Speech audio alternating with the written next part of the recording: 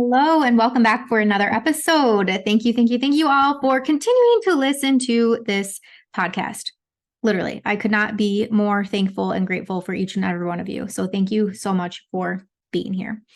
We have on a guest today, Nicole Frolick, all the way from Mountain Time. So I'm excited to have her on the show today. She reached out to me through email, must have came across the podcast somehow, some way, and said, I think I would be a great guest for you to have on the show.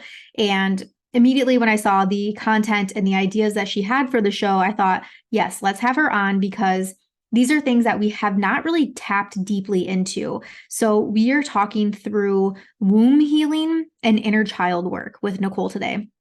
So before she jumps on here, I want to read you her bio because I'm very, very excited to be able to connect with her today. And just thinking through, inner child work and womb healing, this is work that I get to do with my one-on-one clients. And so I'm really excited to have a different perspective and a different voice behind this work, such as Nicole, to really just shed some light on what this type of work even looks like. So let me tell you about Nicole. So Nicole is a practical mystic experienced in intuitive life coaching, inner child healing, and the reclamation of one's secret self, a process that uncovers the hidden and yet most valuable strengths, talents, and untapped purpose of the soul. With over 25 years of experience in the realm of healing the mind, body, and soul connections, Nicole acts as a surrogate siren.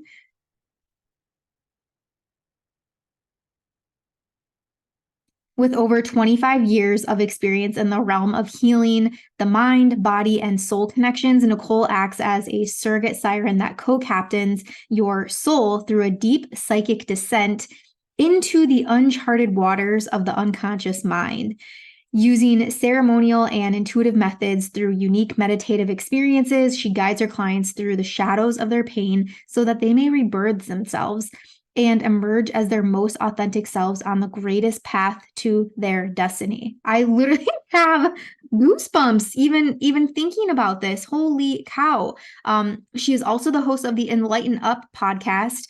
She promotes weekly episodes with this. She's the founder of the Forbidden Journey, which is a premium coaching program, and has produced over 40 guided meditations and offers a variety of online courses through her Alchemy Academy, designed to help you deepen your intuitive abilities, heal your inner child, harmonize your masculine and feminine energies, and advance your growth for linear development into quantum leaps that are logarithmic in nature. So I think she's here in the waiting room, so let's let her in. And I'm already thinking and knowing that I'm going to absolutely adore this woman. So let's do it. All right, Nicole is here, everyone. And I said she is from Mountain Time, and I found out she's from one of my wannabe go-to places, which is Denver. So hello, Nicole. Thank you so much for coming on to the show today. Hi, Rachel. Thank you so much for having me. Yes, as soon as I was saying, as your podcasting person reached out and said, "Hey, I think that Nicole would make a great guest on your show. Here are the things that she can talk about." I was like, "Yes, we need to have her on the show. We need an episode that is specifically honed in on these topics." And I know you also dabble in some plant medicine, and so yes, again, invitation to go there if we need to. That's something that I definitely enjoy too. So, tell us about just tell us about you, wherever you want to start. Let us know a little bit about you. Oh gosh. I've kind of been on this healing journey for over 25 years. It started when I was 20. And I would say that a lot of I should say my journey really probably started around the age of 16 when I did an exchange student exchange program in Switzerland for 3 months. And the reason being is because the ability to travel at that age into a bunch of different countries, went to Germany, Italy, France, all over Switzerland. And that really opened my eyes to how much I enjoyed learning from other cultures, meeting different people, just the different ways of life that were kind of all the different perspectives. And when I got home, I promised myself that I would always be traveling to explore. And that was probably one of the major catalysts for guiding a lot of my decisions down the road. My healing journey started at 20 when I discovered that I got a call. I had been with a boyfriend for 2 years and we broke up, and he was my first sexual partner. And I had contracted HPV. And of course, back then, there was no vaccine or anything like that. There was no real there wasn't real a lot of information like there is now, where now it's like, I think 75% of people have it. But back then, she basically instilled in me the fear of cancer and that this is something you'll never be able to get rid of. And I felt so tarnished from that. Like I felt so, I don't know, stained, and like there's this permanent blotch on me. And I approached a naturopath that her information came to me in a very synchronistic way. And I was guided to reach out to her. And she became very instrumental in a lot of my spiritual journey. Once I met her, she was like, well, we're going to heal this really quickly because it's just a virus. And all we need to do is find out why your body's holding on to it. Viruses are meant to come in and come out of your body. So we did a lot of past life regression. We went into past lives, found out why I was holding on to it, which one of the past lives I had wanted to keep men at bay. And so this was kind of carried over into this lifetime where this was one of my ways of kind of keeping men away from me, which later in life into my 40s, I recalled being sexually abused when I was a child. So then through this, within 6 months, got it into dormancy where they said they couldn't pick it up on the testing anymore. And so this kind of started a whole journey around my own fertility and just my own reproductive area. And as I went through life, I guess the next major thing was when I was 29, I decided to leave where I grew up, which was Toronto, Canada, move down to the Cayman Islands and live a beach lifestyle while working. I was working down there. But within a year and a half, I decided it's time to quit my job and just travel. And so I took a 1.5 year sabbatical and I started backpacking by myself, and I started in Costa Rica. And it was there that a really deep spiritual awakening began for me. And it was this exploration of my mental limitations, my physical limitations. I had a huge experience in a 10-day Vipassana meditation, silent meditation retreat. And as I kind of went through all that 1 year, year and a half is where I gained a lot of my coaching fundamental principles and everything that I work with today. But my whole journey has been about experiencing things for myself, learning things through my own process, what kind of comes up, listening to the inner voice, how I'm being guided. And so when I finally moved here to Denver in my late 30s, I was guided to start inner child work. And through the inner child work, I was just told, just start meditating with your inner child. And I said, oh, okay. So meditation to me has always come really easily. Like I'm a very strong visual person. And in my meditation, I would meet up with her in the forest, which was my safe place. I loved that as a child. And she actually taught me how to heal my inner child. And so as I started sharing all of this information on my YouTube channel that I had started around that time as well, I started to realize that people didn't know what I was talking about or how to utilize it. And so I started creating my own ways of helping people heal their inner child based off of what she taught me. And as that kind of opened up, it was just this unraveling. Like my 40s have been this massive unraveling of more fertility issues. I ended up having a miscarriage that again was also tied into a past life with the same partner. I ended up recalling the sexual abuse. And also I should say my whole journey has been about learning how to embrace my feminine energy. Mhm. I've been so masculine in my energy up until like I was about 31. And it was on that journey in Costa Rica, like my sabbatical, that started to open me up to this idea of what it means to be feminine, what it means to go with the flow, not having to control all the outcomes, not having to know all the details. And that was a really hard place for me to enter into, because that was so against like everything that I had built myself up to be like. And so a lot of this is when I found, like, when it comes to healing any kind of fertility issues, and or anything just within the womb in general, anything with the reproductive area, a lot of it stems back to the feminine energy. There seems to be a huge disconnection between the relationship that someone might have with their own feminine energy, their own mother, what it means to be a woman in this world, all those sorts of things. And so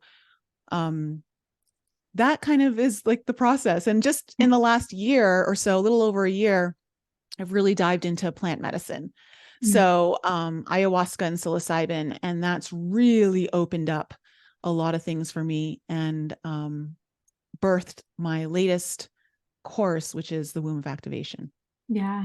Wow, how incredible. And you speak a lot on the sort of the shadow side of this work, right? So why you're mentioning past lives and just these traumatic things that you're experiencing going through this process, the traumas that it's bringing up. Why would someone even do that, right? Like somebody listening right now is thinking, wow, that sounds scary. Why would I put myself through that? So I would love to hear your perspective on why would somebody even want to go down this tunnel?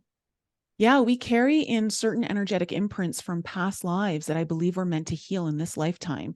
So I don't believe you're going to carry in every traumatic event that you've had throughout all your lifetimes. There are certain ones that you're probably going to bring in because they're related to what you're working on in this lifetime to heal.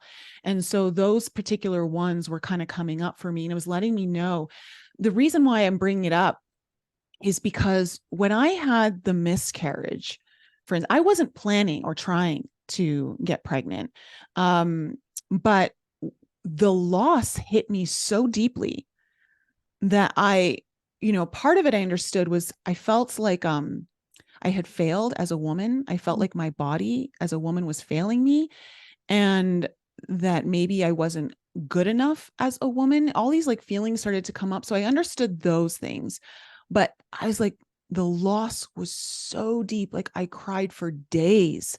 Um, and I found out that it was related to a past life that came up.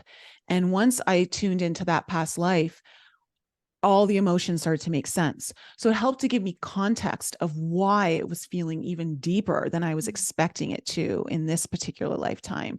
So we have all these layers that we need to work through and understand. And I don't know if it was necessary for me to have to know that, but it gave me context, and it just gave me some sense of ease of helping me understand why. Mhm. Why is this so painful and traumatic? And why is there this deep connection with this particular partner, which I understood from our past life connection that this was tied to. And so I find sometimes the context can be relieving and just give you a sense of direction or understanding the map of what you're trying to do in this particular lifetime. Does that make sense? Mhm. Yeah, absolutely. Yeah, it gives you the guide, really, the guide of here's, as you said, you're not going to pull through all of the traumas, but this is the guide that these are going to be the most pressing things that you're going to face in this lifetime. And these are the things that deserve your attention right now. And I'm sure you can relate to it when you're going on these different journeys and experimenting with ayahuasca, plant medicine, all of that. I feel that the medicines show us what we're meant to see in that moment. They're not just going to unleash on us and share all of these things, right? Like I feel like it's very intentional what comes through during those experiences, and it kind of gives us like those little bite-sized pieces of, okay, this is my next step, this is what's coming through, or this is what I took from that experience, and this is what I'm going to run with. I agree completely. And with womb healing specifically, I mean, this is something in my one-on-one coaching clients and stuff, and even programs that I've run, the women, and this kind of flows into what you were saying with the masculine and the feminine. I feel like women were built to exist in the masculine world. So we are built to not be in our feminine. We're built to be in that hustle mindset and working the 9 to 5 and doing what the man, right, like says that we should be doing. And I can relate so much to this. And same as you, in the last year, really trying to tap more into my feminine. it has been such a challenge because that hustle, that grind, that go energy is what got me to the success that I've been living, right? And then I feel like I just threw a wrench in it and was like, I'm going to be in my flow and I'm going to relax and I'm going to meditate and I'm going to buy these crystals and do all these things, start taking psilocybin. And it was like, like, who do you think you are? That's kind of what I felt. And it's been such a learning process. But back to the womb healing specifically, so often I'm finding women that don't have that connection to their femininity, don't have that connection to their womb, their yoni, their female genitalia, however they refer to that. And there's so much power behind taking that power back and creating that relationship. So I know you've been doing this for quite some time. So can you speak to that? Like, what is this process like for people that engage in this womb healing? Well, it'll obviously vary depending on like the level of trauma that you're working through. But it's so beautiful, as dark and as uncomfortable as it will likely be, because there's usually a lot of shame attached to the healing process. I find it to be very beautiful, especially when you start to emerge on the other side and you're kind of almost rebirthing yourself through literally your own womb space. I found that there's so much power behind the goddess energy. And you're right. I would say that we're not necessarily built to be more like men in this world, but we're certainly encouraged and we're certainly programmed. And it's having to undo all of that. But that's okay. That's part of why we're here. And that's part of the process, is that it's all set up that way so that we can learn all these things. And for me, the womb healing really came through, like kind of really leveled up for me when I took this, my own mushroom journey. So I work with psilocybin, and what I found is that as I, of course, went through a lot of my deeper healing, and as I started to work more with psilocybin, I was able to get a lot of Kundalini activation. So it was really awakening more of my Kundalini energy, where I was so in love with everything. Like this energy gets released from you, and I call it's Kundalini, but there's also like within the womb, you also hold these goddess codes, and those goddess codes are so unique and powerful to the feminine energy that one of the reasons why we've been programmed out of our feminine energy in this world is because of that power. And when you start to heal the womb space and reclaim your relationship with your own feminine energy, not as something that's a weakness in this world, but as something that is extremely powerful, coveted, and sacred, that you really start to harmonize a lot of different parts of your body, but also your physical reality starts to shift and change, and manifestation becomes extremely quick, easier, and unbelievably like leveled up. So I think that when it comes to the actual experience of womb healing, the initial part is really scary. Yeah. It's really scary. But I've worked with different colors, different beings, archetypes, like Mother Mary. I find is very important to work with when you're doing any kind of reproductive healing area. And also, really, one of the reasons why you need to be in tune with your feminine energies, because you need to be able to tap into your own emotions and be okay feeling them and allow those to move through you. That's one of the most extremely powerful parts of the whole healing process. Yeah, healing all parts and letting all parts be seen. And often I find that women, we try to hide the parts of ourselves that we don't adore as much or don't embrace as much.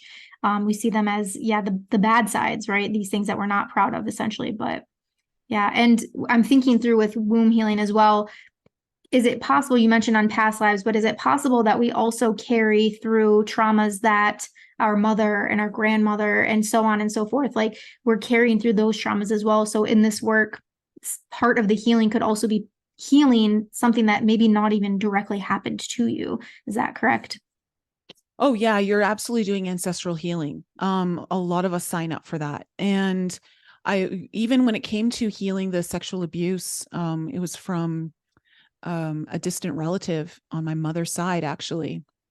And um, it was one time, thankfully. But when I finally was recalling the recollection of that abuse didn't happen until I was about 41 or 42.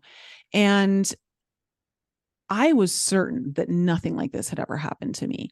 But when it started to surface was actually in a general checkup pap test. Mm. And right before the doctor came in, as I'm lying there on the bed, like half naked, that paper sheet over top of you. Just so horrible. They really need to do better. um, all of a sudden, I started to feel really scared. And I started to feel, it was very distinct to me. I felt like I was 5 or 6 years old. Mm. And I wanted to know where my mom or dad was. And I'm like, why isn't my mom or dad here? I want my mom or dad. I don't want to be alone. I don't want to be alone. And I'm like, just tears starting to stream down my face. Like I couldn't stop them. And I'm like, oh my God, what's going on here? What's going on here? Nicole, get it together. And just before like the woman walked in, I was able to like kind of compose myself. But I should say what was so beautiful about that particular one is that in the general checkup, I had later in life found a black spots on my cervix they told me were at 11 o'clock on the cervix. And it was through my own healing of 1 year that I was told in an Akashic Records session, you'll heal it by October of next year. Mm-hmm. And it was this time, October of the next year. And I didn't remember that session, but I asked her, she goes, okay, everything looks good. You're good. And I'm like, well, wait, what about the black spots? She goes, what black spots? And I'm like, oh, I go, last time I was here, there were black spots at 11 o'clock. She's like, well, they're all gone now. And I'm like, whoa, that was crazy. So it was kind of a mixed, it was double-edged sword because I was so happy about that. But then once I healed that, this traumatic thing was coming through of the sexual abuse. And that's how a lot of things happen. Like they come up in layers. Mm-hmm. You're only going to heal what you're ready to heal. Mm-hmm. And so when it came to this idea of like needing to heal the sexual abuse, I remember my grandfather had created a document for all of us about the history of him and my Nana. And one of her brothers was the one who had done this to me. And they had grown up in Asia, in Burma. And it was during the time of the Japanese invasion. And they had to flee. And so her and her 3 brothers and her parents all had to flee. Well, they lost their parents on the trek, which was a 7-month trek through the Himalayas. And when they finally got to India in safety, he was put into a boarding school at the age of 12.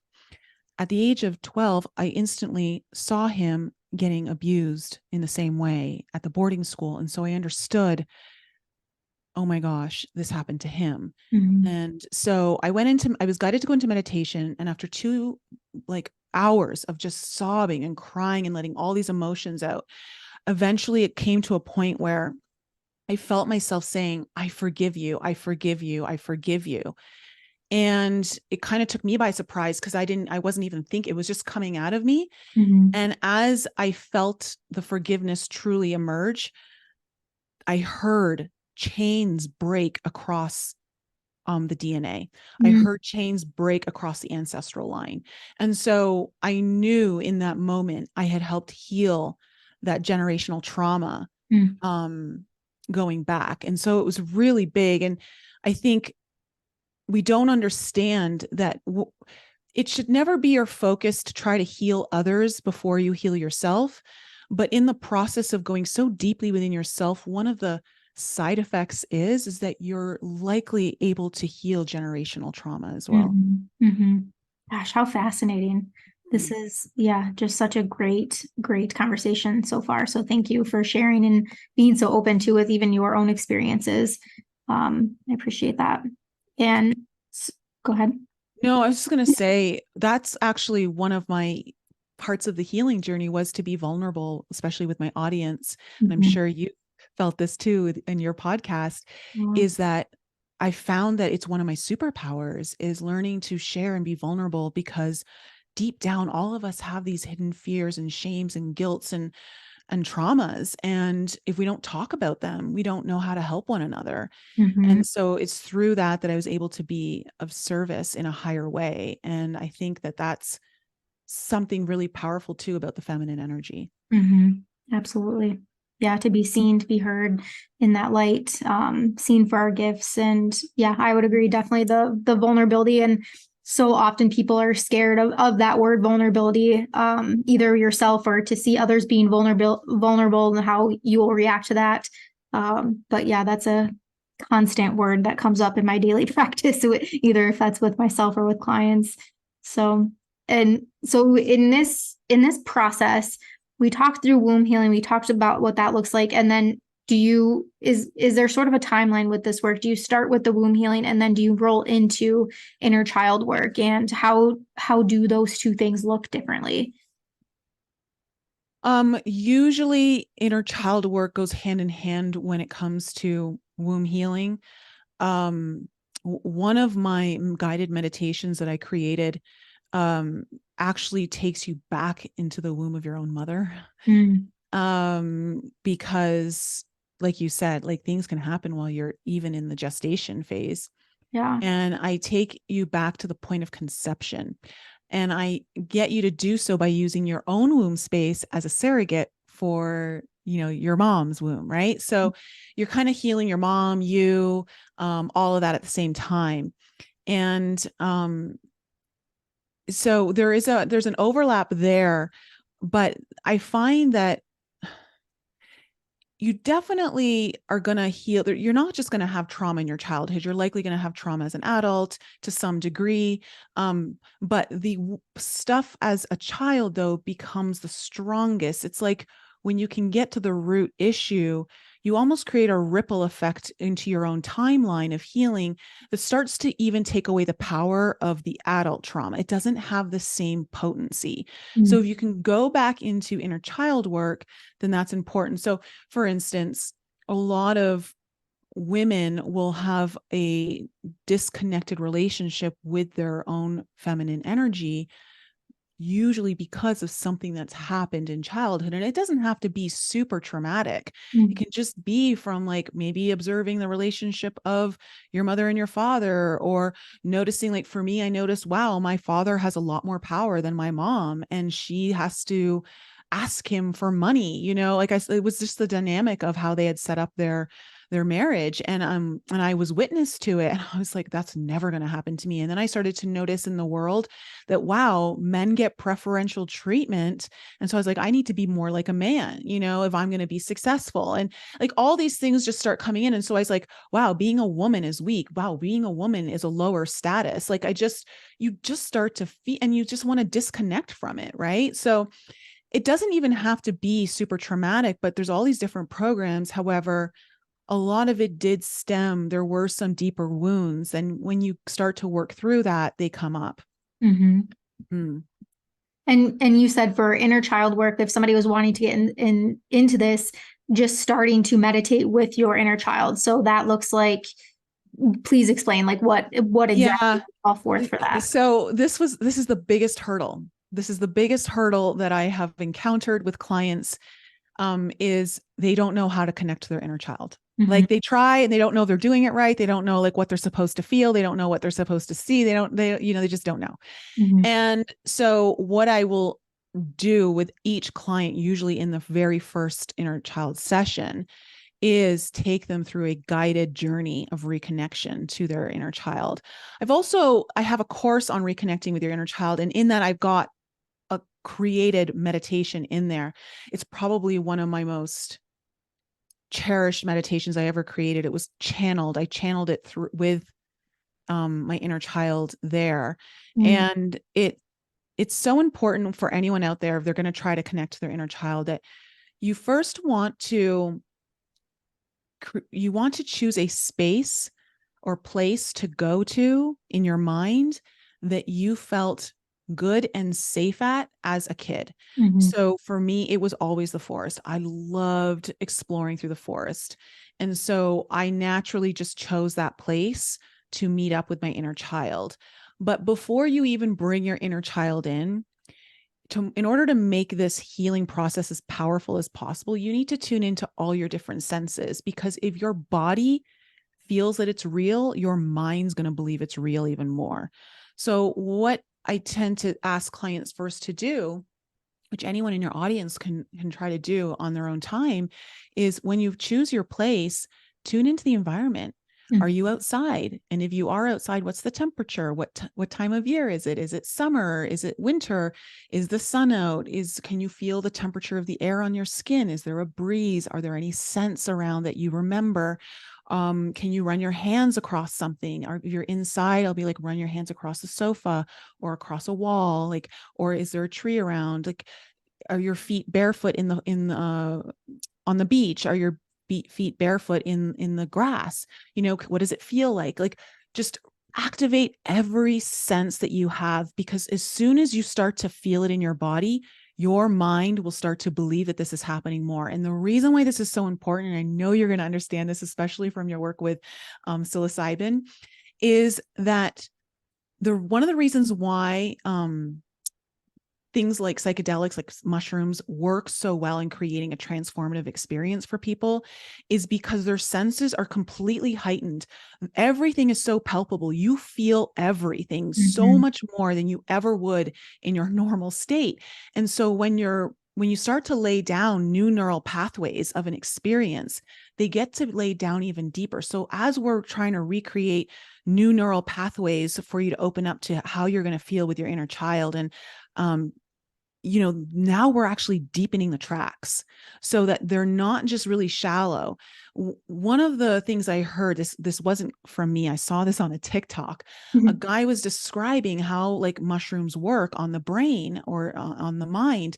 And it's like, if you imagine you're on a ski hill and your mind keeps choosing the tracks that are so deeply engraved. And so no matter if you have a process that you keep falling into mentally, it's because you've been down it so many times that the tracks are now so deep. It's almost like you just fall into it and you can't get out. Mm. So what psilocybin does, and what I try to achieve with my clients when I take them through this process, is we create a new snowfall on Mhm. the mountain so that you can create new tracks and start to deepen those. And so now those old tracks aren't in the way and you're not likely to fall into them. And you get to create these new neural pathways, and deepening the senses helps create them even deeper. So now they're not super shallow. Mhm. And I think that's like one of the ways that I really help clients to deepen their own healing, deepen the uh, process so that it's not feeling shallow. Like, it feels more permanent. It feels like you're making headway and that you're going to see the shifts in your life. Mhm. Yeah, absolutely. And do you agree, like, for somebody to go and on this journey, it is best to have a guide, someone like you, like helping them through this versus doing it solo? So much of me wants to say no. I want to say no, but from what I've experienced with everyone, most people, not everyone, but most people will need a guide to get started. Mhm. But without doubt, when you start to get to some of the deeper trauma, yes, you absolutely need someone to be there with you. Mhm. I have not done this all alone on myself. There are times where when I hit my sexual abuse, I needed someone to hold my hand through that. That was way too scary for me to go on alone. Yeah. It was terrifying for me because at that point I didn't know who it was. I was like, please don't tell me it was my dad. Please don't tell me it was I was so scared that it may have been my father. And so much of me didn't want it to be. I have the best relationship with my dad. And I was just so worried, like, what if it was him, and so having someone to go through the really deep stuff is essential. And I don't think there's anyone out there who can do it alone, Mhm. including like myself. Like, it's just, why do it alone too, when you can have someone help you? It's too much trauma. Yeah. Yeah, and having that person there, I would agree, to help you process and to ask the questions, to be able to provide you a different insight to things. That's what I've always appreciated about just even my personal experiences doing a psilocybin trip in a guided experience versus just at home, with my husband and I. And still, I try to recreate it as much as I can in terms of the ceremonial space and everything, but it is just a different experience having somebody there to guide you through and support you through, and that is there also to advocate for you and with you. Yeah. And I think, like, too, what I also noticed in when I'm working with clients is we have all of us have a tendency to not want to see certain things. And so it's the job of the guide or the therapist to bring that into your vision, to bring that into your awareness. And so sometimes I'll ask a client, well, I'm intuitively picking up that like A, B, or C, right? And they're like, yeah, no, I don't really feel that. And I said, oh, okay. And then I'll like mention something. And I said, so this never happened when you were a child or whatever. And they're like, oh, well, actually, no, it did. And then all of a sudden they're like, oh, well, actually, no, you're right. And so then they start to see the connection. And Yeah. there's sometimes, and it's just like with me, I was certain for 42 years of my life that I would never encountered, that kind of trauma as a child. Mhm. We bury a lot of things because we have to compartmentalize to be able to continue on with life and to cope. And so it's the job of the guide or the therapist to start pulling the the compartmentalization apart so that you can see the things that you need to see. Yeah. Yeah. Oh, what a process. Like, what a just crazy, amazing life that we're able to live. Having conversations like these with people like you, it always just brings really hope that there are people out there in the world that believe in these things and that are willing to take themselves and take others through this path, because the majority of people will never go through something like this, will never do experiences like these. And I think solely out of fear, right? Or shame, or whatever it is that's coming up that's holding you back. But yeah, I think we're both testaments to the growth and the transformation that can come from doing these experiences and going that deep within even. I will say this Mm-hmm.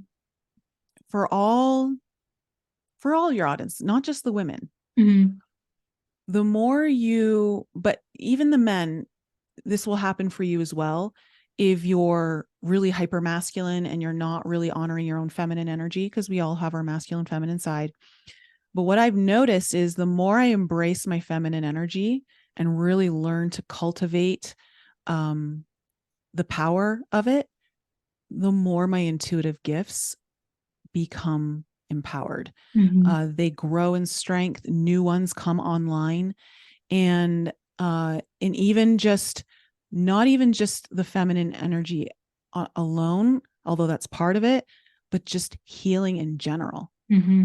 because you're removing a lot of the mud, okay, and when the mud represents the darkness, okay, all of the shadow, the trauma, the pain, the insecurities, the fears, the anxieties, all of those things, the doubt, the guilt.